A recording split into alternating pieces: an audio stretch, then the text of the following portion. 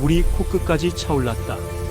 천태사는 고개를 뒤로 젖힌 채 천장에 머리를 박고 간신히 숨을 쉬고 있었다. 콘크리트 벽 너머로 들려오는 빗소리. 아니, 이제는 폭우였다. 천둥이 하늘을 찢을 때마다 수로 안으로 밀려드는 물의 양이 늘어났다. 커흡, 흐흡. 입을 물 위로 내밀고 공기를 빨아들이려 했지만 파도처럼 밀려오는 탕류가 그의 입과 코를 덮쳤다. 태사는 기침을 하며 물을 토해냈다. 하지만 또다시 물이 밀려왔다. 손목의 로프가 피부를 파고들었다. 묶인 손으로 콘크리트 벽을 더듬었지만 매끄러운 표면만 손끝에 닿을 뿐이었다. 출구는 없었다. 빛도 없었다. 그는 이미 석 달 전부터 눈이 보이지 않았지만 이 순간만큼은 자신이 정말로 어둠 속에 갇혔다는 것을 온몸으로 느꼈다. 이렇게 끝나는 건가? 72년의 삶. 맨손으로 일으킨 건설 제국. 수천 명의 직원들. 수조 원의 자산. 그 모든 것이 이 좁은 수로 속에서 물거품처럼 사라지고 있었다. 물이 입술을 덮었다. 태사는 마지막 숨을 들이마셨다. 그리고 눈을 감았다. 어차피 보이지 않는 눈이었지만 그 순간만큼은 눈을 감고 싶었다. 영수야, 너는 왜? 심장이 터질 듯 뛰었다. 폐가 불타는 것 같았다. 의식이 흐려졌다. 그리고 어둠이 그를 삼켰다. 24시간 전 서울중앙병원. 비는 밤새 내렸다. 아버지, 여기 계셨군요. 옥상 정원으로 들어서는 영수의 목소리는 따뜻했다. 천태사는 벤치에 앉아 저녁 바람을 맞고 있었다. 눈은 보이지 않았지만 피부로 느끼는 공기의 온도, 귀로 듣는 도심의 소음, 코로 맞는 화단의 꽃향기. 그것이 그의 세계였다. 영수야, 왔구나. 태사는 지팡이를 짚고 일어서려 했지만 영수가 재빨리 다가와 아버지의 팔을 부축했다. 천천히 하세요. 내일이면 수술이잖아요. 무리하시면 안 됩니다. 괜찮다? 이 정도는 아직. 하지만 태산의 발걸음은 예전 같지 않았다. 한때 건설 현장을 누비던 그 힘찬 걸음이 아니었다. 이제는 한 발 한 발이 조심스러웠고 공간을 가늠하는데도 시간이 걸렸다. 영수는 아버지를 벤치로 안내하고 옆에 나란히 앉았다. 태사는 아들이 건네는 따뜻한 차 한 잔을 받아 손으로 감싸 쥐었다. 컵에서 올라오는 김이 얼굴을 간지렸다. 영수야. 예, 아버지. 너만 믿는다. 태산의 목소리에는 떨림이 있었다. 지난 석 달은 그에게 지옥이었다. 눈이 보이지 않게 된 순간부터 그가 일평생 쌓아온 모든 것이 무너지기 시작했다. 이사회는 회장의 건강 상태가 경영 판단에 지장을 준다며 사임을 압박했다. 충성을 맹세했던 임원들은 하나둘 등을 돌렸다. 주가는 곤두박질 쳤다. 언론은 눈먼 거인의 몰락이라는 자극적인 제목으로 그를 조롱했다. 그런 와중에 장남 진호는 해외 출장 중이라며 연락이 닿지 않았다. 30년을 함께한 비서실장은 사표를 냈다. 심지어 결혼 35년 된 아내마저 당신은 이제 집만 될 뿐이라는 말을 남기고 별거를 선택했다. 그 모든 배신 속에서 단 한 사람만이 남았다. 차남 영수였다. 아버지, 걱정하지 마세요. 내일 수술이 끝나면 모든 게 제자리로 돌아갈 겁니다. 영수의 손이 아버지의 어깨를 감싸 안았다. 태사는 그 따뜻함에 눈시울이 뜨거워졌다. 보이지 않는 눈에서 눈물이 흘러내렸다. 미안하다, 영수야. 아버지가 너한테 너무 모질게 굴었지. 무슨 말씀을요? 아니다. 나는 알고 있다. 내가 20년 동안 얼마나 열심히 회사를 위해 일했는지. 밤낮 없이 현장을 뛰어다니고 해외 프로젝트를 따내고 직원들을 챙기던 모습을 내가 다 봤어.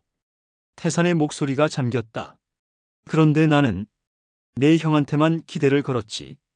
진호가 해외에서 MBA를 따고 돌아오면 그에게 회사를 물려주려고 했어. 영수야, 아버지가. 정말 미안하다. 영수는 침묵했다. 그의 손이 아버지의 어깨에서 천천히 떨어졌다. 아버지.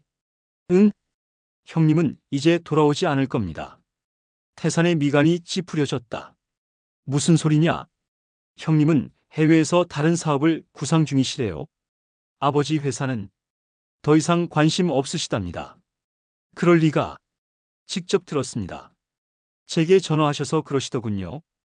회사는 내가 알아서 해라. 나는 이제 독립할 거다라고요. 태산의 입술이 바들바들 떨렸다. 지팡이를 쥔 손에 힘이 들어갔다. 그래서 나는 아버지께 결단을 내려달라고 말씀드리려 왔습니다. 결단? 네. 내일 수술이 끝나고 아버지께서 시력을 되찾으시면 제게 회사를 맡겨주십시오. 제가 아버지의 뜻을 이어받아 태산건설을 더 크게, 더 강하게 만들겠습니다. 영수의 목소리는 진심으로 가득했다. 아니, 적어도 태산의 귀에는 그렇게 들렸다. 영수야, 아버지, 저를 믿어주세요. 제가 진짜 아들입니다. 태산은 영수의 손을 꽉 잡았다. 따뜻했다. 아들의 손이었다. 그는 고개를 끄덕였다. 그래, 너를 믿마. 내일 눈을 뜨면 제일 먼저 너를 보고 싶구나. 영수는 미소 지었다. 하지만 그 미소를 태산은 볼 수 없었다. 그것은 아들의 미소가 아니었다. 포식자의 미소였다. 자정이 지났다. 태산은 병실 침대에 누워 잠을 청했지만 잠은 오지 않았다. 내일이면 수술이었다. 각막 이식? 의사들은 성공 확률이 높다고 했다. 하지만 불안은 쉽게 가시지 않았다. 만약 수술이 실패하면 그는 고개를 저었다. 부정적인 생각을 털어내려 했다. 하지만 어둠 속에서는 부정적인 생각이 더 쉽게 자라났다. 복도에서 발소리가 들렸다. 구두굽이 바닥을 차는 소리. 태산은 귀를 기울였다. 영수의 걸음걸이였다. 그런데 이상했다. 발소리가 병실을 지나쳐 옥상 쪽으로 향했다. 이 밤의 옥상으로. 태산은 침대에서 일어나 지팡이를 짚었다. 조심스럽게 복도로 나왔다. 간호사 스테이션은 조용했다. 야간 당직 간호사가 졸고 있는 모양이었다. 태산은 지팡이로 벽을 짚으며 옥상으로 향하는 계단을 찾았다. 한 계단 한 계단 올라갈 때마다 심장이 두근거렸다. 왜 이러는지 자신도 알 수 없었다. 그저 본능이 그를 이끌었다. 옥상문을 밀고 나갔다. 차가운 밤 공기가 얼굴을 때렸다. 그리고 영수의 목소리가 들렸다. 됐어. 내일 새벽 4시에 대기하고 있어. 병실 앞에 경호원은 없으니까 조용히 들어오면 돼.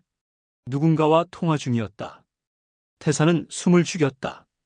옥상 구석 급수탑 뒤에 몸을 숨겼다. 아니, 마취할 필요 없어. 어차피 눈도 안 보이는데 뭘 알아채겠어. 그냥 입만 막고 차에 태워. 병원 CCTV는 이미 끊어놨으니까 걱정하지 마. 태산의 온몸이 얼어붙었다. 선산수로로 바로 가. 거기 시멘트 준비해놨지? 좋아. 동이 트기 전에 끝내야 해. 내일 아침에는 아버지가 실종된 걸로 신고할 거야. 영수의 목소리는 차가웠다. 저녁에 옥상 정원에서 들었던 그 따뜻한 목소리가 아니었다. 장례식? 그럴 필요 없어. 시체가 없으면 장례식도 못 치르잖아. 일주일 뒤에 추모식만 하면 돼. 그럼 법적으로 회사 경영권은 내게 넘어와. 태산은 지팡이를 쥔 손이 덜덜 떨렸다. 무릎에 힘이 빠졌다. 벽에 기대지 않으면 쓰러질 것 같았다. 형은 이미 끝났어.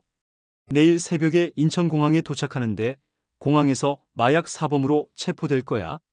내가 형 가방에 심어놨거든. 하하.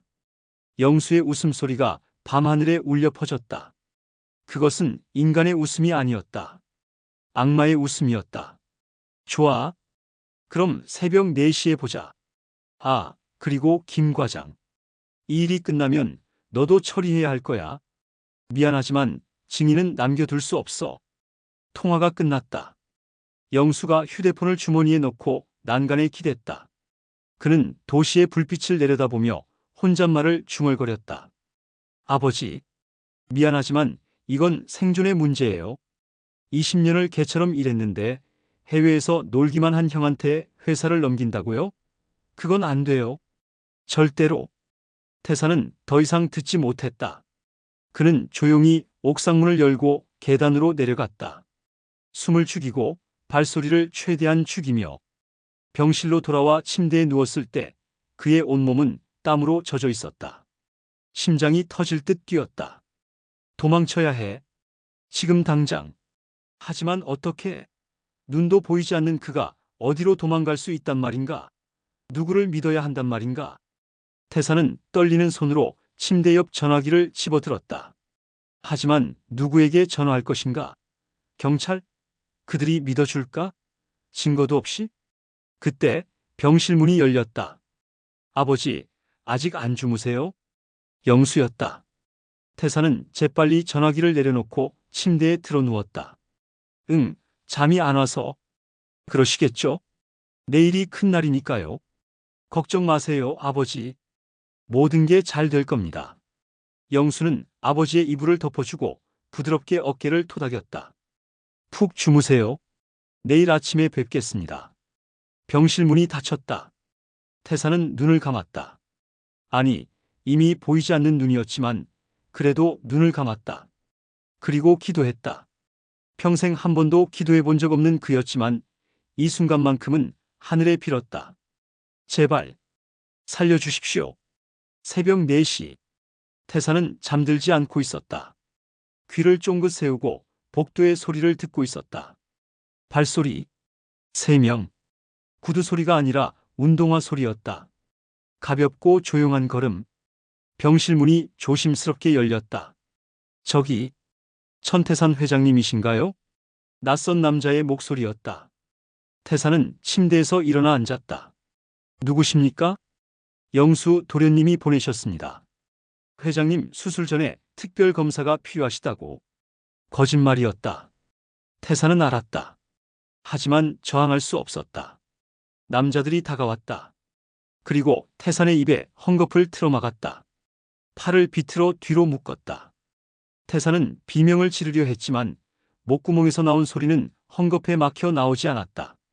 조용히 하십시오. 안 그러면 정말 아플 겁니다. 태산은 끌려갔다.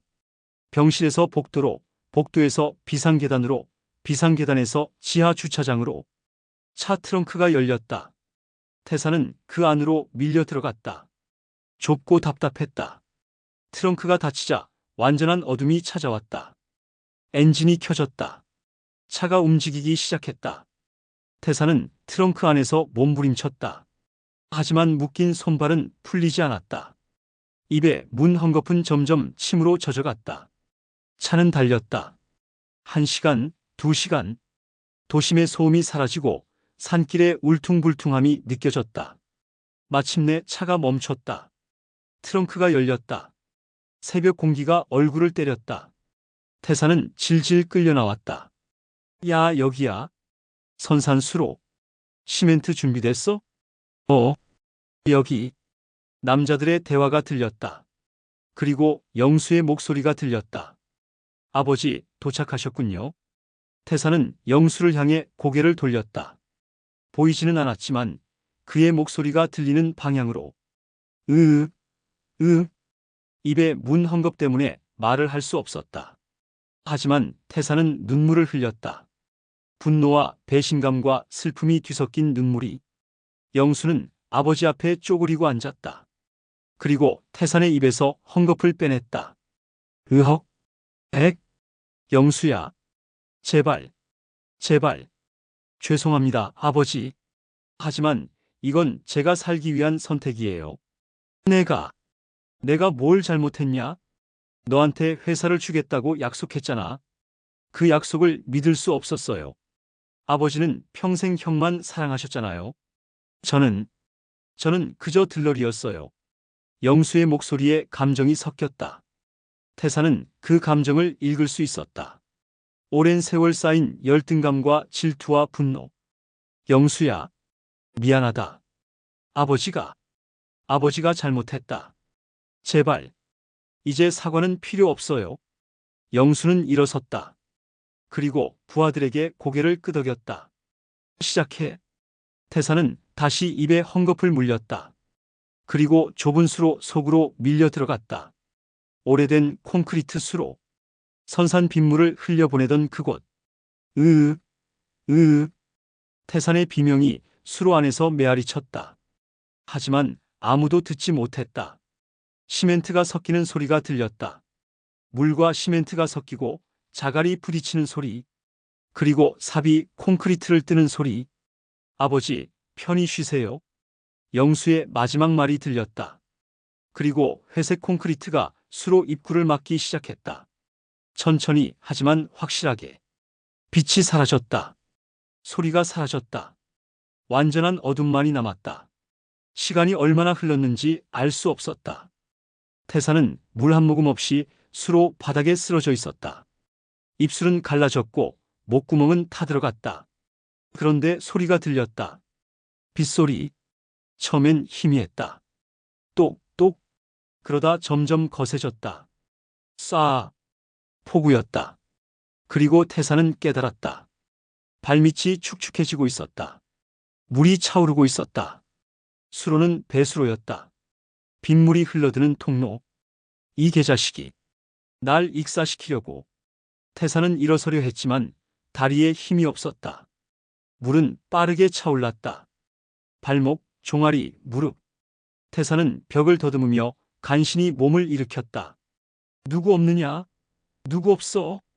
외침은 콘크리트 벽에 부딪혀 메아리 쳤다. 물은 계속 차올랐다. 허리, 가슴, 어깨. 태산은 고개를 쳐들어 천장 쪽으로 얼굴을 향했다. 하지만 천장도 콘크리트였다. 물이 턱까지 차올랐다. 입술까지, 코끝까지. 태산은 발끝으로 서서 간신히 코를 물 밖으로 내밀었다. 숨을 쉴 수 있는 공간이 2cm 남았다. 1cm. 이렇게 죽는구나. 그때였다. 쿵. 위에서 둔탁한 소리가 들렸다. 동물의 발자국 소리 같았다. 개가 짖는 소리. 그리고 사람의 발소리. 거기. 가만히 있어봐. 여자의 목소리였다. 젊은 목소리. 그녀는 땅에 귀를 대고 있었다. 미세한 진동. 땅속 깊은 곳에서 올라오는 떨림. 군대에서 배운 감각이었다. 지뢰 탐지, 지하 벙커 발견. 여기야. 소희는 삽을 가지러 달렸다. 아니, 삽으로는 부족했다. 그녀는 창고에서 군용 곡괭이를 꺼냈다. 의무병으로 복무했지만 공병 때 훈련도 받았던 그녀는 곡괭이 쓰는 법을 알았다. 캉, 캉, 캉. 콘크리트가 금이 갔다. 소희는 땀을 뻘뻘 흘리며 미친 듯이 내리쳤다. 빗물이 얼굴을 적셨지만 멈추지 않았다. 수로 안의 태산은 그 소리를 들었다. 희망이 보였다. 그는 남은 힘을 다해 소리쳤다. 여기요. 사람 살려요. 조금만 버티세요. 마침내 콘크리트가 무너졌다. 구멍이 뚫렸고 물이 쏟아져 나왔다. 소희는 손전등을 비췄다. 진흙범벅이 된 노인이 물속에서 허우적대고 있었다. 밧줄 잡으세요. 소희가 밧줄을 던졌다. 태산은 그것을 붙잡았다. 소희는 온 힘을 다해 끌어올렸다.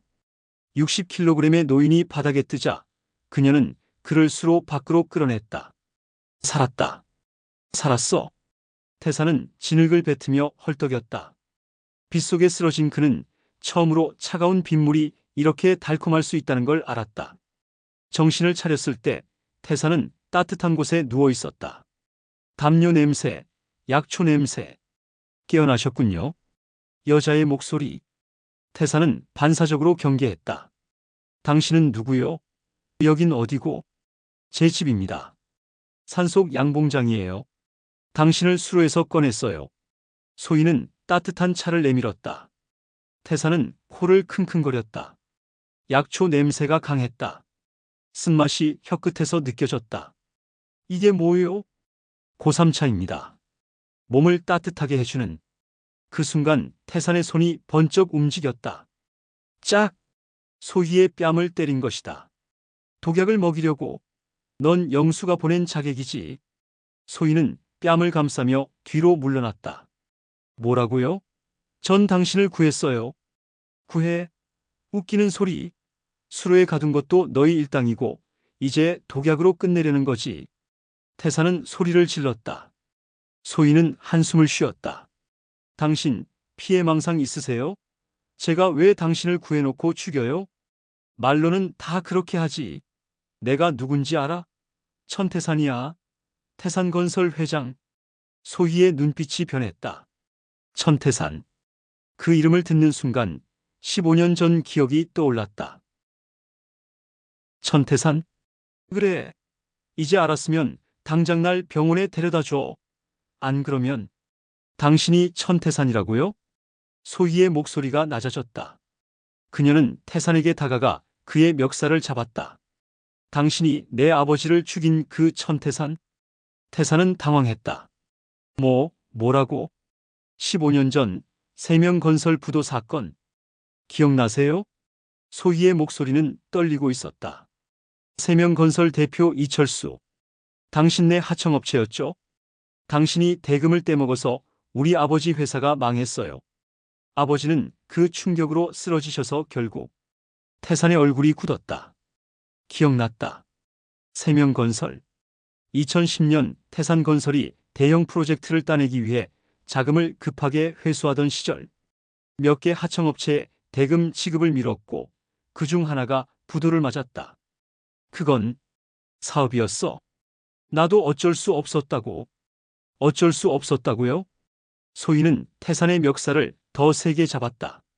우리 가족이 길거리에 나앉고 어머니가 과로로 돌아가시고 제가 고등학교를 자퇴하고 군대에 가야 했던 게 어쩔 수 없는 일이었다고요? 태산은 입을 다물었다. 변명할 말이 없었다. 그럼 넌 왜 날 구한 거냐? 소희는 멱살을 놓고 뒤로 물러섰다. 잘 모르겠어요.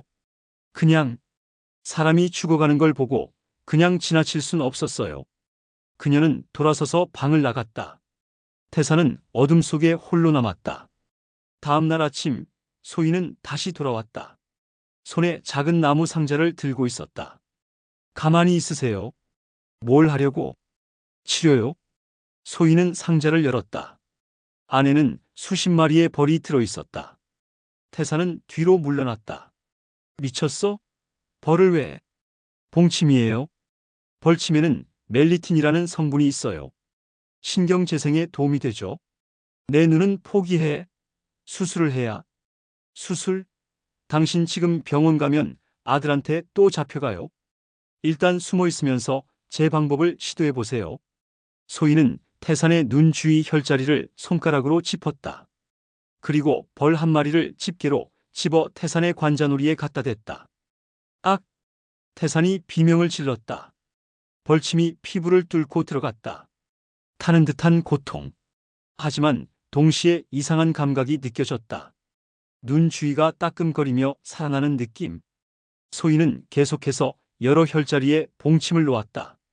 태산은 온몸을 비틀며 고통을 참았다. 그만. 제발 그만. 거의 다 됐어요. 마지막 벌침이 들어갔을 때 태산은 기절할 것 같았다. 하지만 그 순간 빛. 희미하지만 확실히 빛이 보였다. 어둠 속에서 흐릿한 윤곽이 보였다. 뭔가 보여. 소희는 미소 지었다. 효과가 있네요. 일주일만 더 하면 시력이 돌아올 거예요. 도심. 태산건설 본사. 천영수는 기자들 앞에 섰다. 검은 양복에 검은 넥타이. 그의 얼굴은 슬픔으로 일그러져 있었다. 아버지께서. 그는 손수건으로 눈가를 훔쳤다. 각막 수술을 앞두고 병원을 나가셨습니다. CCTV에는 혼자 휠체어를 타고 나가시는 모습이 찍혔습니다. 저희가 사흘 동안 수색했지만 그는 고개를 숙였다. 아버지를 찾지 못했습니다. 경찰은 실종 사건으로 수사 중입니다만 저희 가족은 최악의 상황을 생각하고 있습니다. 기자들이 카메라 플래시를 터뜨렸다. 일주일 후 추모식을 열겠습니다.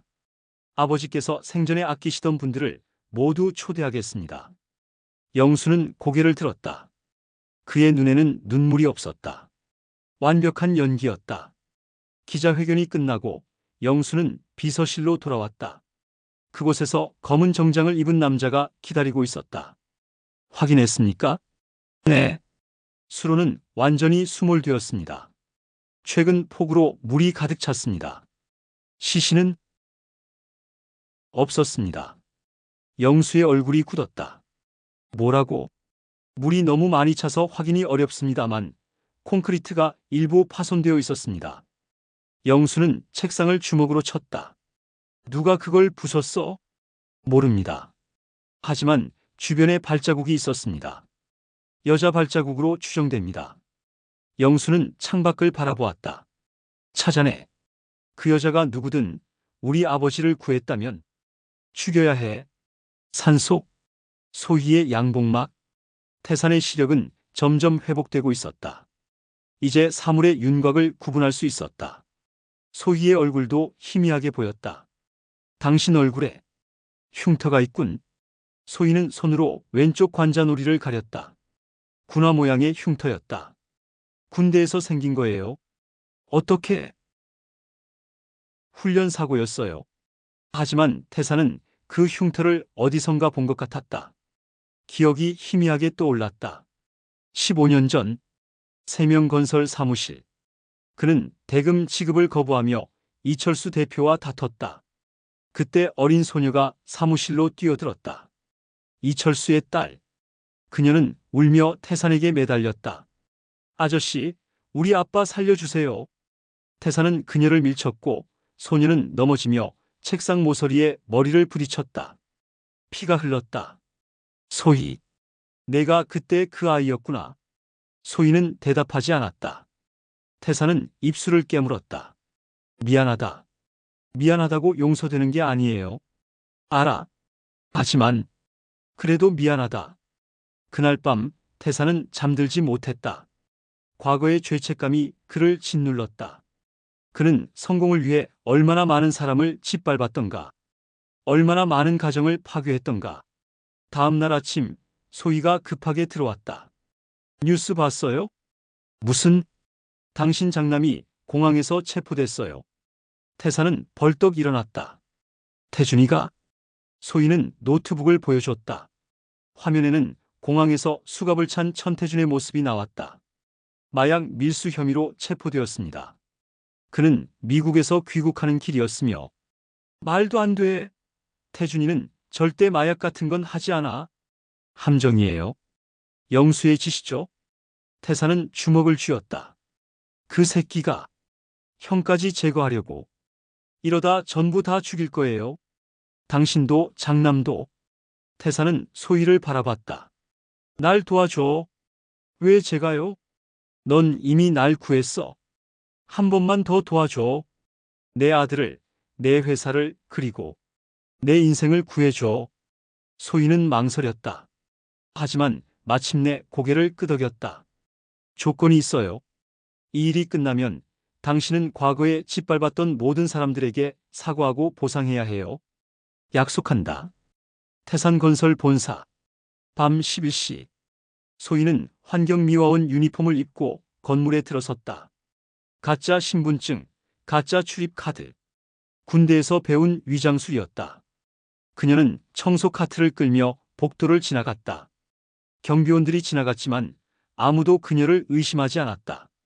엘리베이터를 타고 최상층으로 올라갔다. 회장실. 태사는 소희에게 금고의 위치와 비밀번호를 알려줬다. 금고는 책장 뒤에 있어. 비밀번호는 819.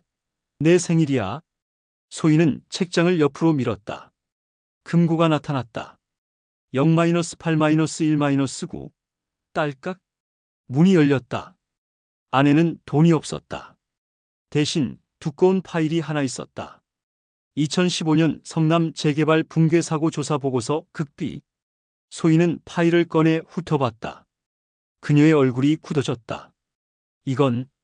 보고서에는 충격적인 내용이 담겨 있었다. 2015년 태산건설이 맡은 재개발 현장에서 건물이 붕괴되어 17명이 사망한 사건. 당시 사고 원인은 노후화된 건물의 자연 붕괴로 결론났다. 하지만 이 보고서에는 진실이 담겨 있었다. 붕괴 원인은 불량 자재와 부실 시공이었다. 그리고 그 책임자는 당시 현장 소장이었던 천영수였다. 영수는 아버지에게 사고를 은폐해달라고 애원했고 태사는 막대한 돈을 들여 증거를 인멸하고 유가족들을 회유했다. 이 자료가 있으면. 소희는 파일을 가방에 넣었다. 그때 뒤에서 목소리가 들렸다. 거기 누구야? 경비원이었다. 소희는 재빨리 돌아서며 미소를 지었다. 아, 청소하고 있어요. 청소는 8층까지만 올라오는 거 아니야? 여긴 회장실인데? 경비원이 의심스러운 눈으로 다가왔다. 소희는 손에 든 걸레를 바닥에 떨어뜨렸다.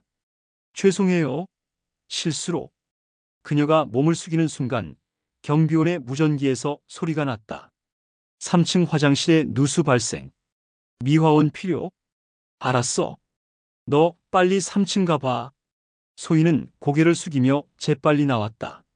심장이 터질 것 같았다. 밤거리. 소희는 골목을 통해 빠져나오고 있었다. 파일을 품에 안고 발걸음을 재촉했다. 그런데 뒤에서 발자국 소리가 들렸다. 한 명이 아니었다. 3명. 소희는 걸음을 멈추고 뒤를 돌아봤다. 검은 옷을 입은 남자 셋이 그녀를 둘러쌌다. 파일 내놔. 가운데 남자가 말했다. 무슨 파일? 시침이 떼지 마. 회장실 금고에서 뭘 꺼냈는지 다 봤어. 소희는 가방을 껴안았다. 이게 필요하면 직접 가져가시죠. 남자들이 다가왔다. 소희는 뒤로 물러나며 자세를 낮췄다. 군대에서 배운 격투 자세. 여자 주제에 덤빌 생각이야? 첫 번째 남자가 주먹을 날렸다. 소희는 몸을 낮춰 피하고 상대의 팔을 잡아 꺾었다. 딱! 탈골 소리가 났다. 으악! 두 번째 남자가 뒤에서 달려들었다. 소희는 뒤돌아 발로 차 올렸다. 남자의 턱을 정확히 맞췄다. 세 번째 남자가 칼을 꺼냈다. 죽여! 칼날이 번쩍였다. 소희는 가방으로 칼을 맞고 반대편 팔꿈치로 남자의 명치를 찔렀다. 남자가 고꾸라졌다. 소희는 숨을 헐떡이며 세 남자를 내려다봤다. 그리고 파일을 확인했다. 다행히 무사했다. 그녀는 재빨리 골목을 빠져나갔다. 하지만 멀리서 누군가 그 광경을 지켜보고 있었다. 천영수였다. 그는 차 안에서 망원경으로 소희를 관찰했다. 저 여자, 보통이 아니야. 그는 비서에게 말했다. 신원을 파악해. 과거 기록, 군 복무, 가족관계 전부. 그리고 그는 소희가 사라진 방향을 응시했다. 미행해. 어디로 가는지 확인해. 일주일이 흘렀다. 태산의 시력은 거의 완전히 회복되었다. 소희의 봉침 치료는 기적 같은 효과를 보였다. 그날 아침 태산은 처음으로 눈을 떴다. 선명하게. 천장이 보였다. 나무 기둥, 창문, 그리고 햇살. 보인다. 보여. 그는 손을 들어 자신의 손가락을 바라봤다. 눈물이 주르륵 흘렀다. 소희가 문을 열고 들어왔다. 태사는 그녀를 처음으로 제대로 봤다. 20대 중반쯤 되어 보이는 여성. 짧은 머리, 단호한 눈빛, 그리고 관자놀이의 흉터. 당신이 소희구나. 소희는 놀란 표정을 지었다. 보이세요? 그래. 선명하게. 태사는 일어나 소희에게 다가갔다. 그리고 무릎을 꿇었다. 고맙소. 당신이 날 살렸소. 일어나세요. 아니, 들어줘. 난 당신 가족에게 용서받을 수 없는 짓을 했어. 하지만 당신은 그런 날 구했어. 이 은혜를 평생 갚겠소. 소희는 태산을 일으켰다. 은혜 갚을 거면 일단 살아남으세요. 그리고 영수를 막아야죠. 태산은 고개를 끄덕였다. 이제 시작이야. 내 아들놈에게 내가 누구인지 보여줄 시간이지. 태산은 소희와 함께 작전을 짰다. 영수의 약점은 뭐지? 측근들이에요. 영수는 혼자서는 아무것도 못해요. 변호사, 비서, 경호원. 모두 돈으로 산 사람들이죠. 태사는 고개를 끄덕였다. 그럼 그들 중 하나를 우리 편으로 만들어야 해. 누구요? 이한철 변호사. 영수의 최측근이지. 하지만 그 친구는 원래 내 사람이었어. 내가 그를 변호사로 만들어줬지. 소희는 의심스러운 표정을 지었다. 그 사람이 배신할까요? 이한철은 돈보다 정의를 중요하게 여기는 사람이야. 물론 영수가 그에게 엄청난 돈을 주고 있지만 진실을 알면 마음이 흔들릴 거야. 태사는 소희에게 파일을 건넸다. 성남 붕괴 사고 보고서. 이걸 한철에게 전해줘. 그리고 내가 살아있다는 걸 알려줘. 위험해요. 그가 영수에게 말하면 한철은 그러지 않을 거야. 내가 보증해. 소희는 망설이다가 고개를 끄덕였다. 다음 날 소희는 이한철의 사무실을 찾아갔다. 강남 한복판의 고층 빌딩. 그녀는 택배 기사로 위장했다. 이한철 변호사님께 소포 왔습니다. 여기 두고 가세요. 직접 전달해야 하는 겁니다. 서명 받아야 해요. 비서가 한철을 불렀다. 50대 중반의 남자가 나왔다.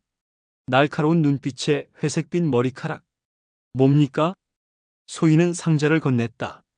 한철은 상자를 열었다. 안에는 파일과 편지가 들어있었다. 한철 나야. 태산이다. 놀랐지? 난 살아있어. 영수가 날 죽이려 했지만 실패했지. 이 파일을 봐. 내가 섬기고 있는 그 인간의 진짜 모습이야. 난 내가 옳은 선택을 할 거라 믿어. 회신은 이 사람에게 하면 돼. 마이너스 태산. 한철의 손이 떨렸다. 그는 파일을 펼쳤다. 붕괴 사고 보고서를 읽으며 그의 얼굴이 창백해졌다. 이게 진짜입니까? 소희는 고개를 끄덕였다. 회장님이 금고에 숨겨둔 겁니다. 한철은 의자에 주저앉았다. 17명. 17명이 죽었는데 영수 그 자식이. 그는 고개를 들어 소희를 바라봤다. 회장님은 어디 계십니까? 안전한 곳에요. 당신의 대답을 기다리고 있습니다. 한철은 잠시 망설이다가 말했다. 회장님께 전해주세요. 제가 돕겠다고. 영수는 추모식 준비에 한창이었다. 호텔 연회장을 예약하고 정재계 인사들에게 초대장을 발송했다. 장례식은 성대하게 치러야 해. 아버지가 얼마나 위대한 분이셨는지 모두에게 보여줘야 하니까. 그는 비서에게 말했다. 하지만 그의 눈빛은 차가웠다. 이것은 애도가 아니라 쇼였다. 그날 밤 한철이 영수를 찾아왔다. 영수 부회장님, 말씀드릴 게 있습니다. 뭔데? 한철은 가짜 서류를 건넸다. 유원장입니다. 회장님이 생전에 작성하신. 영수는 서류를 낚아챘다. 유원장에는 모든 재산을 장남 천태준에게 상속한다고 적혀 있었다. 이게 뭐야? 이런 유원장은 없어. 있습니다. 제가 보관하고 있었습니다. 영수는 화를 냈다. 폐기해. 당장. 알겠습니다. 한철은 고개를 숙이고 나갔다. 하지만 그의 입가에는 미소가 걸려 있었다. 그날 밤 한철은 태산과 소희에게 연락했다. 미끼를 물었습니다. 영수가 가짜 유언장을 만들 겁니다. 태산은 고개를 끄덕였다. 좋아. 이제 그 가짜 유언장을 세상에 공개하자. 소희는 SNS 계정을 만들었다. 익명 계정. 그리고 진짜 유언장 사진을 올렸다. 태산의 육성이 담긴 녹음 파일과 함께. 나는 천태산이다. 이 유언장은 내가 직접 작성한 것이며 내 모든 재산은 장남 천태준에게 상속된다. 만약 내가 의문의 죽음을 맞이한다면 차남 천영수를 조사하라. 게시물은 순식간에 퍼져나갔다. 수만 건의 공유, 수십만 건의 댓글. 천태산 회장 살아있는 거 아냐? 영수가 아버지를 죽인 거야? 이거 대박 사건이다. 영수는 뉴스를 보며 이를 갈았다. 누가 이런 짓을? 그는 한철을 의심했다. 하지만 증거가 없었다. 추모식 전날 밤, 영수는 산으로 향했다. 소희의 양봉장 위치를 알아낸 것이다. 그는 불도저와 경호원들을 이끌고 나타났다. 저 집을 밀어버려. 불도저가 굉음을 내며 앞으로 나아갔다. 소희는 창밖으로 그 광경을 보며 태산에게 말했다. 왔어요. 알아. 이제 끝장을 내자. 태산은 어둠 속으로 사라졌다. 소희는 밖으로 나가 영수와 마주섰다. 여기서 멈추세요. 영수는 소희를 비웃었다. 내가 그 여자로군. 내 아버지를 구한. 맞아요. 고마워해야 하나? 아니면 죽여야 하나? 영수는 손짓했다. 경호원들이 총을 겨눴다. 선택해 줄게. 죽여주지. 소희는 미소를 지었다. 총 쏘기 전에 뒤를 한번 봐요. 영수가 뒤를 돌아보는 순간 굉음이 울렸다. 콰르릉. 벌통들이 폭발했다. 아니, 소희가 터뜨린 것이다. 연막탄과 함께 수만 마리의 벌이 쏟아져 나왔다. 으악! 벌이다. 도망쳐. 경호원들은 비명을 지르며 뿔뿔이 흩어졌다. 영수도 팔을 휘저으며 도망쳤다. 불도저 운전사도 벌떼에 당황해 기계에서 뛰어내렸다. 소희는 재빨리 불도저에 올라타 엔진을 껐다. 이제 내 차례야, 영수. 어둠 속에서 태산의 목소리가 들렸다. 영수는 공포에 질린 표정으로 주변을 둘러봤다. 누구야? 내 아버지다. 태산이 어둠에서 걸어 나왔다. 달빛이 그의 얼굴을 비췄다. 영수는 뒤로 비틀거렸다. 아? 아버지. 놀랐느냐? 내가 살아있어서. 어떻게? 수로해. 내가 너무 성급했어. 날 완전히 죽였는지 확인도 안 하고. 태산은 영수에게 다가갔다. 영수는 뒤로 물러났다. 그의 뒤는 절벽이었다. 아버지, 오해예요? 오해? 내가 날 수로에 가둔 게 오해냐? 콘크리트로 입구를 막은 게 오해냐? 태산의 목소리는 분노로 떨렸다. 전 그냥 회사를 지키고 싶었어요. 회사? 회사를 위해 아버지를 죽이는 게 정당하다고 생각하냐? 영수는 더 이상 물러날 곳이 없었다. 절벽 끝. 아버지. 제발. 태산은 주먹을 쥐었다. 한 대 치면 영수는 절벽 아래로 떨어질 것이다. 하지만 그는 주먹을 펴고 돌아섰다. 난 너처럼 되지 않겠다. 추모식 때 보자. 태산은 소희와 함께 사라졌다. 영수는 그 자리에 주저앉아 울었다. 추모식 당일 서울 시내 최고급 호텔 연회장에는 수백 명의 하객이 모였다. 정치인, 재벌, 연예인 모두가 검은 옷을 입고 조용히 앉아 있었다. 무대 중앙에는 천태산의 대형 영정 사진이 걸려 있었다. 그 앞에 영수가 섰다. 오늘 이 자리에. 영수의 목소리는 슬픔으로 가득했다. 눈가에는 진짜 눈물이 흘렀다. 연기가 아니었다. 공포의 눈물이었다. 제 아버지를 추모하기 위해 이렇게 많은 분들이 와주셔서 감사합니다. 아버지는. 그 순간 연회장 전체가 정전되었다. 사람들이 술렁였다.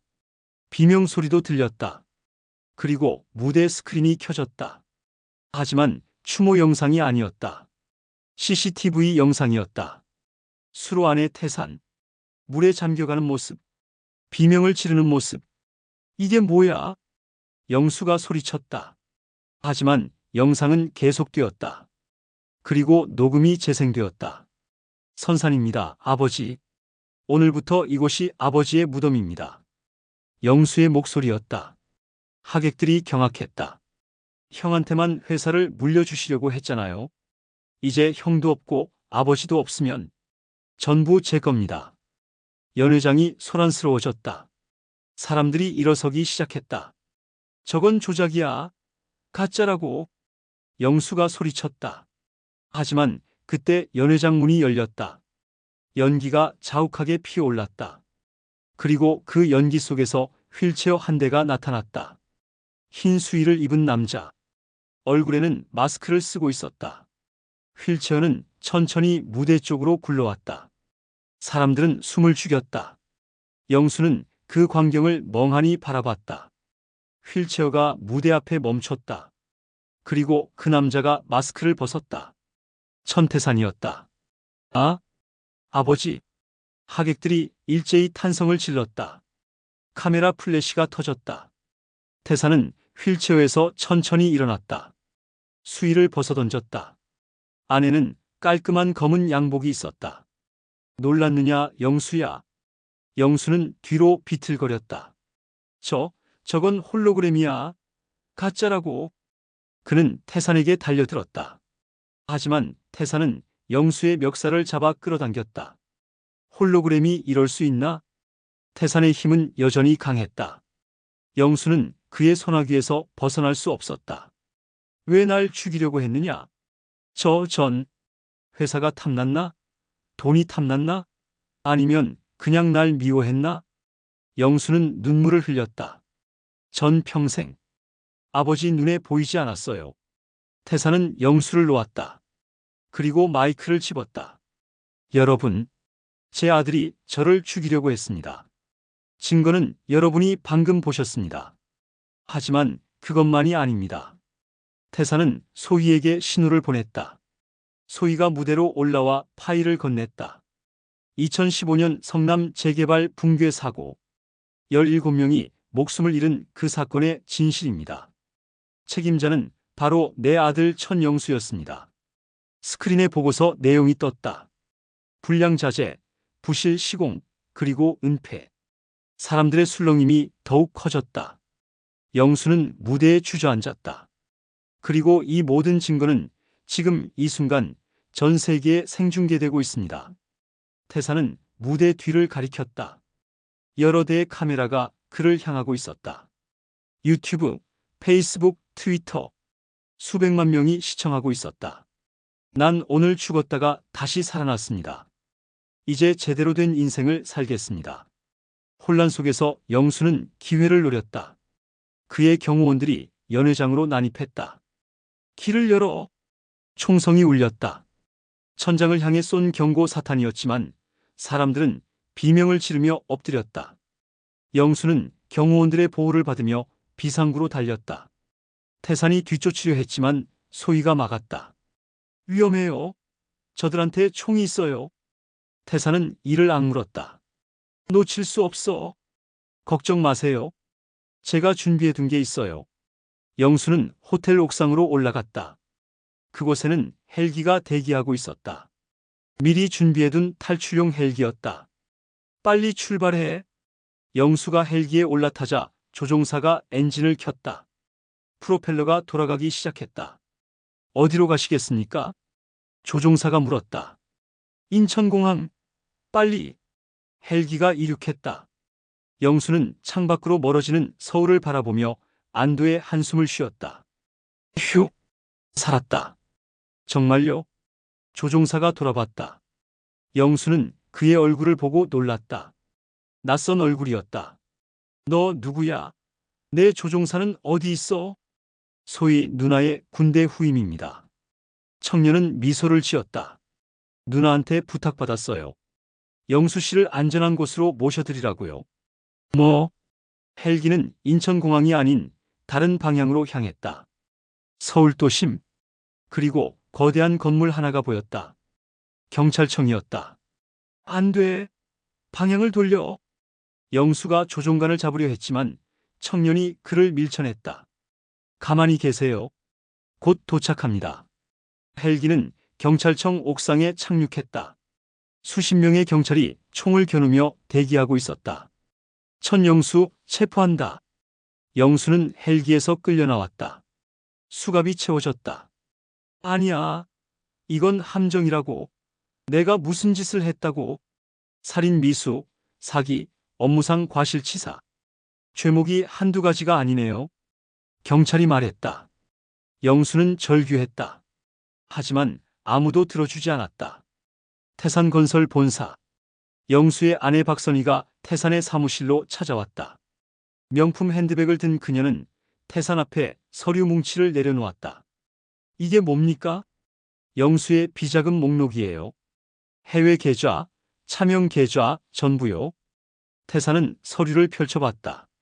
수백억 원대의 돈이 여러 계좌에 숨겨져 있었다. 왜 이걸 내게? 살려주세요. 저는 아무것도 몰랐어요. 영수가 혼자 한 짓이에요. 선희는 울먹였다. 하지만 태산의 표정은 차가웠다. 당신도 알고 있었소. 영수가 뭘 하는지, 회사 돈을 어떻게 빼돌리는지. 당신도 그 돈으로 명품 가방을 샀소. 저 정말 나가시오. 검찰이 당신도 조사할 겁니다. 선희는 비틀거리며 사무실을 나갔다. 태사는 창밖을 바라보며 한숨을 쉬었다. 그때 문이 열리고 한 남자가 들어왔다. 천태준이었다. 태산의 장남. 아버지. 태준은 달려와 태산을 껴안았다. 태산도 아들을 꼭 안았다. 태준아, 미안하다. 내가 널 지키지 못해서. 아니에요. 소희 씨가 증거를 모아줘서 무죄 판결 받았어요. 태준은 눈물을 흘렸다. 영수가 제 가방에 마약을 몰래 넣었더라고요. 하지만 공항 CCTV에 전부 찍혀 있었어요. 태사는 고개를 끄덕였다. 이제 괜찮다?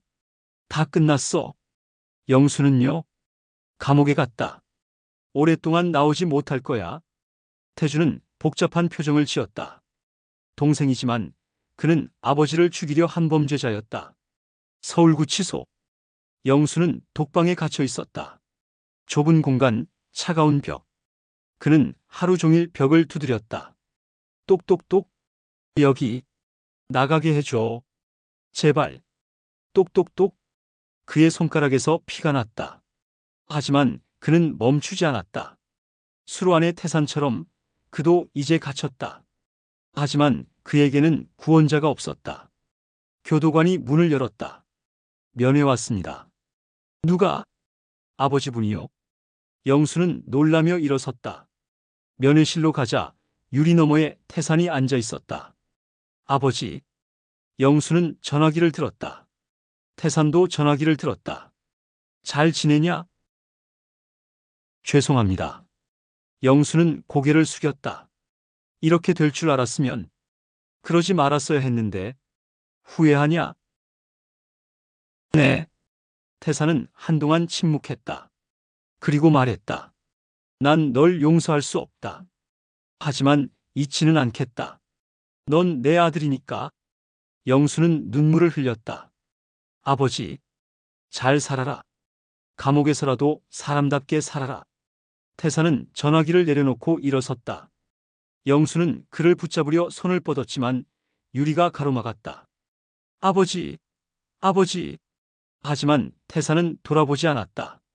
1년이 흘렀다. 어느 날 태산에게 편지가 도착했다. 발신인은 천영수였다. 태사는 떨리는 손으로 봉투를 뜯었다. 아버지께, 저는 지금 교도소에서 목공일을 배우고 있습니다. 저는 제 손으로 무언가를 만들어 본 적이 한 번도 없었습니다. 항상 돈으로 사고 권력으로 빼앗기만 했죠. 하지만 지금 나무를 깎고 못을 박고 무언가를 완성하는 과정을 배우고 있습니다. 어제는 작은 의자를 하나 만들었습니다. 삐뚤고 못생겼지만 제가 만든 첫 번째 물건입니다. 아버지, 저는 이제야 알 것 같아요. 제가 얼마나 텅 빈 인간이었는지. 돈과 권력으로 채울 수 없는 게 사람의 마음이라는 걸. 25년은 긴 시간입니다. 하지만 저는 이 시간을 낭비하지 않겠습니다. 진짜 사람이 되는 법을 배우겠습니다. 그리고 언젠가 세상에 나가면 제가 망친 것들을 조금이라도 복구하겠습니다. 아버지를 용서해 달라는 말은 하지 않겠습니다. 저는 용서받을 자격이 없으니까요. 하지만 한 가지만 약속하겠습니다. 아버지가 실망하지 않을 사람이 되겠습니다. 교도소에서 천영수 올림. 태사는 편지를 읽으며 눈물을 흘렸다. 이것이 진짜 아들의 목소리였다. 거짓 없는, 허세 없는, 진심 어린 목소리. 소희. 태산이 소희를 불렀다. 영수에게 답장을 써야겠네. 그리고 면회를 신청하게. 좋은 생각이에요. 소희가 웃었다. 용서는 한순간에 오는 게 아니에요. 긴 여정이죠. 영수 씨도 이제 그 여정을 시작한 거예요. 봄이 왔다. 천태준이 결혼한다는 소식이 들렸다. 신부는 재단에서 함께 일하던 사회복지사였다. 소박하지만 따뜻한 사람이었다. 결혼식은 양봉장 앞 잔디밭에서 열렸다. 초대받은 사람들은 화려한 인사들이 아니었다. 재단에서 도움을 받았던 할머니, 할아버지들, 무료 급식소의 노숙자들, 그리고 붕괴사고 유족들이었다. 태사는 아들에게 축사를 했다. 태준아, 너는 내가 이루지 못한 것을 이뤘구나. 진짜 사랑을 찾았고 진짜 삶을 살고 있어. 아버지로서 자랑스럽다. 태주는 아버지를 끌어안았다. 아버지가 아니었다면 저도 없었어요. 아버지가 보여준 용기가 저를 여기까지 오게 했어요. 결혼식이 끝나고 피로연이 시작됐다. 양봉장에서 직접 딴 꿀로 만든 음식들, 산속에서 나는 나물들, 소박하지만 정성 가득한 음식들이 차려졌다. 한 할머니가 태산에게 다가와 말했다. 회장님, 저 기억하세요? 작년에 강원도 산골에서 만난 최순덕이에요. 아, 그때 그 할머니. 태산이 반가워했다. 건강하시죠? 덕분에 잘 있어요. 요즘엔 마을 사람들이랑 같이 작은 카페도 열었어요. 재단에서 지원해줘서 할머니의 얼굴에는 생기가 돌았다. 더 이상 버려진 사람이 아니었다. 세상과 연결된 살아있는 사람이었다. 그날 밤 모든 손님이 떠난 후 태산과 소희는 다시 평상에 앉았다. 행복한 날이었네. 태산이 말했다. 네. 이런 날이 계속됐으면 좋겠어요. 계속될 거야. 우리가 만들어가면 되지. 2년 후 태산은 다시 세종시 추모공원을 찾았다. 이번에는 혼자가 아니었다. 17명의 유족 자녀들이 함께했다. 재단이 지원한 장학생들이었다. 아이들은 각자의 부모님 비석 앞에 꽃을 놓았다. 그리고 태산이 말했다. 여러분의 부모님은 제 죄 때문에 돌아가셨습니다. 이건 변하지 않는 사실이에요. 하지만 여러분이 이렇게 건강하게, 훌륭하게 자라준 건 부모님이 남겨주신 사랑 덕분입니다. 한 아이가 손을 들었다. 김준호의 딸, 5살이던 그 아이는 이제 7살이 되었다. 할아버지, 우리 아빠는 나쁜 사람 때문에 죽은 거예요? 태사는 아이의 눈높이에 맞춰 무릎을 꿇었다. 응. 그 나쁜 사람 중 한 명이 바로 나야. 아이는 잠시 생각하더니 말했다. 근데 할아버지는 지금 착한 일 하잖아요. 우리한테 공부도 가르쳐주고 밥도 사주고. 그럼 조금은 용서받는 거 아니에요? 태산의 눈에서 눈물이 흘렀다. 고마워 아가. 할아버지는 평생 노력할게. 너희 아빠처럼 훌륭한 사람이 되도록. 아이는 태산을 껴안았다. 그 작은 포옹이 태산에게는 세상 어떤 용서보다 따뜻했다. 가을이 다시 왔다. 태산과 소희는 양봉장 앞 벤치에 앉아 있었다. 태산은 이제 70을 넘겼고 머리는 완전히 휘어졌다. 하지만 눈빛만은 여전히 살아있었다. 소희. 태산이 불렀다. 네, 회장님. 이제 회장님이라고 부르지 말게. 우리 이만큼 함께 했는데. 그럼 뭐라고 부를까요? 그냥 태산이라고 불러도 되네. 소희가 웃었다. 어색한데요? 그럼 태산. 아저씨? 그것도 좋고. 두 사람은 웃었다.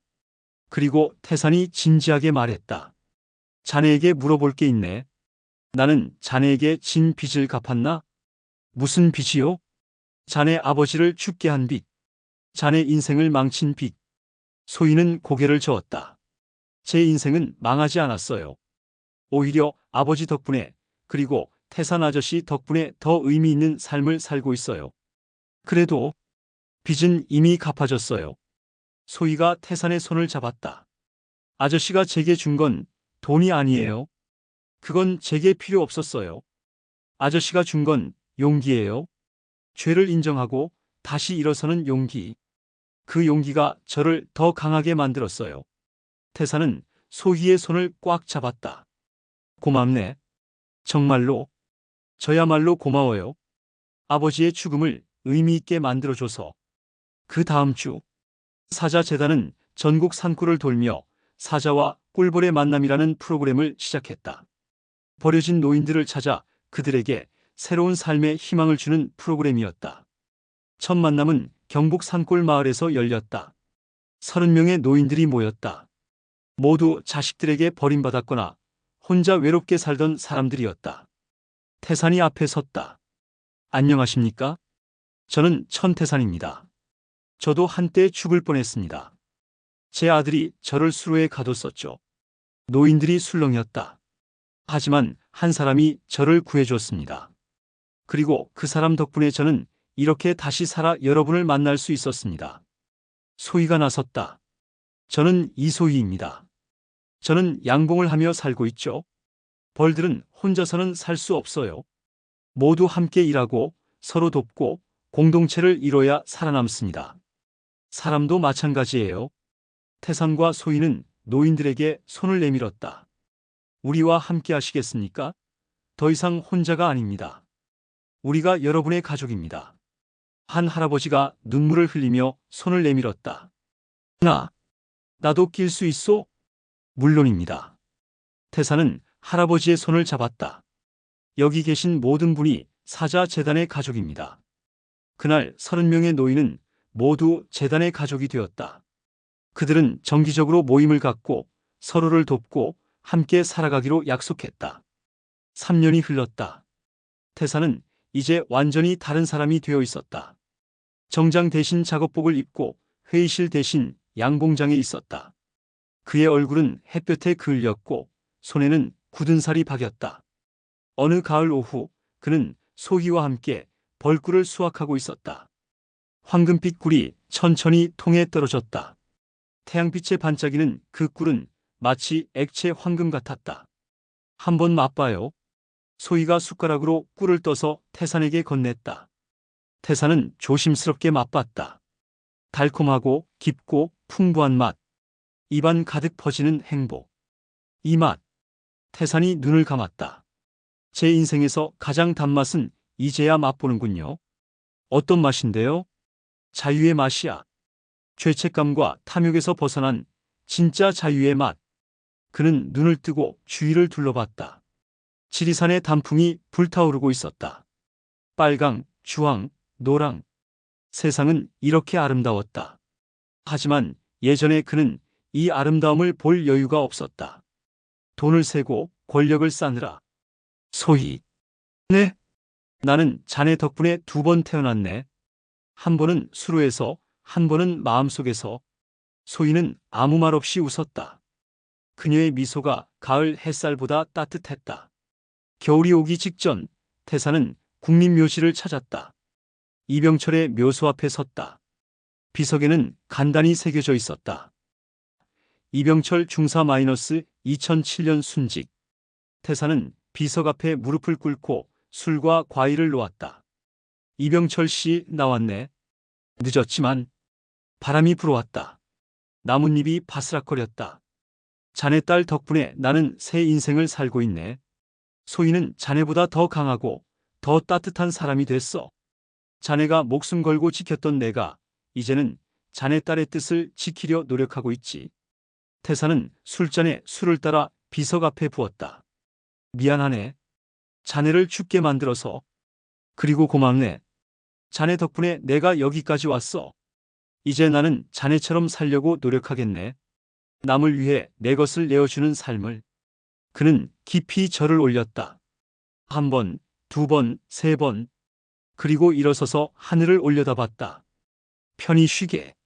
자네 딸은 내가 지킬 테니. 그날 저녁 태산이 양봉장으로 돌아왔을 때 소희가 기다리고 있었다. 어디 다녀오셨어요? 자네 아버지 산소에. 소희의 눈이 커졌다. 매년 이맘때쯤 가네. 자네 아버지께 보고 드리려고. 그분의 딸이 얼마나 훌륭한 일을 하고 있는지. 소희의 눈에 눈물이 고였다. 감사해요. 아버지도 기뻐하실 거예요. 아니야. 태산이 고개를 저었다. 기뻐해야 할 사람은 나야. 자네 아버지가 목숨 걸고 지킨 내가 이렇게 자네와 함께 의미 있는 일을 하고 있으니까. 10년 후 2035년 가을 지리산 양봉장은 이제 전국적으로 유명한 곳이 되었다. 사자와 꿀벌의 집이라 불리는 이곳은 매년 수백 명의 자원봉사자가 찾아오는 곳이었다. 천태사는 이제 80이 넘었다. 머리는 완전히 백설이 되었고 허리는 조금 굽었다. 하지만 그의 눈만은 여전히 맑고 밝았다. 그는 양봉장 앞 평상에 앉아 석양을 바라보고 있었다. 옆에는 소희가 앉아 있었다. 그녀도 이제 40이 넘었지만 여전히 활기찼다. 태산 아저씨. 응? 후회하는 거 있어요? 태산은 잠시 생각했다. 후회. 있지. 영수를 제대로 키우지 못한 것, 17명을 죽게 만든 것, 자네 아버지를 잃게 한 것, 그 모든 게 후회야? 그럼 불행하세요? 아니, 태사는 미소 지었다. 후회와 행복은 함께 존재할 수 있다는 걸 배웠네. 나는 과거의 죄를 후회하지만 지금의 삶은 행복해. 그게 인생이 아닐까? 멀리서 아이들의 웃음소리가 들렸다. 재단에서 돕는 아이들이 양봉장 근처에서 뛰어놀고 있었다. 붕괴사고 유족의 자녀들도 있었고 새로 후원하게 된 아이들도 있었다. 저 아이들을 보면 뭐가 생각나요? 소희가 물었다. 미래가 보여. 내가 망쳤던 과거가 아니라 저 아이들이 만들어갈 미래. 그때 한 아이가 달려왔다. 김준호의 딸, 이제 17살이 된 그 소녀. 할아버지, 저 의대 합격했어요. 정말? 태산의 얼굴이 환해졌다. 축하한다, 아가. 이제 훌륭한 의사가 되겠구나. 할아버지 덕분이에요. 그리고 아빠 덕분이고요. 소녀는 태산을 껴안았다. 저는 할아버지를 용서해요. 완전히요. 아빠도 그러시라고 하셨을 거예요. 태산은 소녀를 꼭 안았다. 그의 눈에서 눈물이 흘렀다. 기쁨의 눈물이었다. 소녀가 떠나고 다시 조용해졌다. 태산과 소희는 석양을 바라봤다. 해가 산 너머로 넘어가고 있었다. 황금빛이 온 세상을 물들였다. 소희. 네? 나는 곧 갈 거야. 무슨 소리예요? 아직 건강하시잖아요. 아니야. 느껴. 내 시간이 얼마 안 남았다는 걸. 태사는 평온하게 말했다. 하지만 괜찮아. 나는 할 만큼 했어. 죄를 뉘우쳤고 용서를 구했고 남은 인생을 의미 있게 썼어. 이제는 편히 쉬어도 될 것 같아. 그럼 저는요? 저 혼자 이 일을 어떻게 해요? 혼자가 아니야. 태사는 주위를 둘러봤다. 재단의 직원들, 자원봉사자들, 그리고 도움을 받은 수많은 사람들. 우리가 만든 이 공동체가 있잖아. 사자 한 마리가 사라져도 꿀벌들은 계속 날아다니며 꿀을 모을 거야. 그게 우리가 만든 세상이야. 소희는 울먹였다. 보고 싶을 거예요. 나도 그럴 거야. 하지만 우리는 이미 충분히 함께했어. 그 시간들이 영원히 남을 거야. 태양이 완전히 넘어갔다. 어둠이 찾아왔지만 두렵지 않았다. 양봉장 곳곳에 불이 켜졌다. 따뜻한 불빛들이 어둠을 밀어냈다. 소희, 약속 하나만 해줄 수 있겠나? 뭔데요? 내가 가고 나면 이 양봉장에서 나온 꿀을 어려운 사람들에게 나눠줘. 그리고 매년 가을 붕괴사고 유족들과 함께 추모식을 열어줘. 잊지 말아야 해. 우리가 어디서 시작했는지. 약속할게요. 두 사람은 손을 맞잡았다. 사자와 꿀벌. 죽음에서 살아난 남자와 그를 구한 여자. 아버지의 죄와 딸의 용서. 그 모든 것이 이 순간에 함께 있었다. 고맙네, 소희. 자네가 없었다면 나는 진짜로 죽었을 거야. 수로에서도 마음속에서도. 저야말로 고마워요, 태산 아저씨. 아저씨가 없었다면 저는 복수에만 빠져 살았을 거예요. 아저씨가 가르쳐줬어요. 용서가 복수보다 강하다는 걸. 밤하늘에 별이 떠올랐다. 수천 개의 별들이 반짝였다. 그중 가장 밝은 별 하나가 유난히 빛났다. 저기 봐. 태산이 손가락으로 별을 가리켰다. 저게 자네 아버지야. 그리고 내가 가면 저 옆에 있을 거야. 자네 아버지와 함께. 같이 술 한잔 하세요. 아버지가 좋아하실 거예요. 그럴게. 그들은 웃었다. 슬프지만 따뜻한 웃음이었다. 그리고 그날 밤 양봉장에서는 벌들의 윙윙거림이 자장가처럼 울려 퍼졌다. 3년 후 천태사는 2038년 가을 조용히 눈을 감았다. 양봉장 평상에서 소희가 지켜보는 가운데 평화롭게 그의 장례식은 성대했다. 수천 명이 조문했다. 하지만 가장 많은 사람들은 그가 도왔던 이들이었다. 산골의 할머니들, 무료 급식소의 노숙자들, 재단의 장학생들. 김준호의 딸은 이제 의사가 되어 있었고 그녀는 조사를 낭독했다. 천태산 할아버지는 죄인이셨습니다. 하지만 그분은 도망치지 않았습니다. 정면으로 맞서고 뉘우치고 갚았습니다. 그 용기가 저희를 살렸습니다. 천영수도 특별 허가를 받아 장례식에 참석했다. 그는 아버지의 관 앞에 무릎을 꿇고 오랫동안 울었다. 아버지, 저도 아버지처럼 살겠습니다. 남은 20년을 헛되이 쓰지 않겠습니다. 천태주는 아버지의 유품을 정리했다. 부러진 지팡이, 낡은 작업복, 그리고 일기장. 일기장의 마지막 페이지에는 이렇게 적혀 있었다. 나는 행복했다. 진짜로. 돈이 많을 때보다, 권력이 있을 때보다 지금이 더 행복하다. 소희, 태준, 그리고 내가 도운 모든 이들. 그들이 내 진짜 재산이다. 이제 나는 편히 갈 수 있다. 소희는 장례식이 끝난 후 혼자 양봉장으로 돌아왔다. 그녀는 평상에 앉아 태산이 좋아하던 자리에 벌꿀 한 병을 놓았다. 태산 아저씨, 약속 지킬게요. 이 양봉장은 계속될 거예요. 그리고 매년 아저씨를 기억할게요. 바람이 불었다. 벌들이 윙윙거리며 날아다녔다. 황금빛 가을 햇살이 꿀처럼 흘러내렸다. 그날 밤 소희는 꿈을 꿨다. 태산이 이병철과 함께 웃으며 걷고 있는 꿈. 두 사람은 황금빛 벌판을 가로질러 빛 속으로 사라졌다.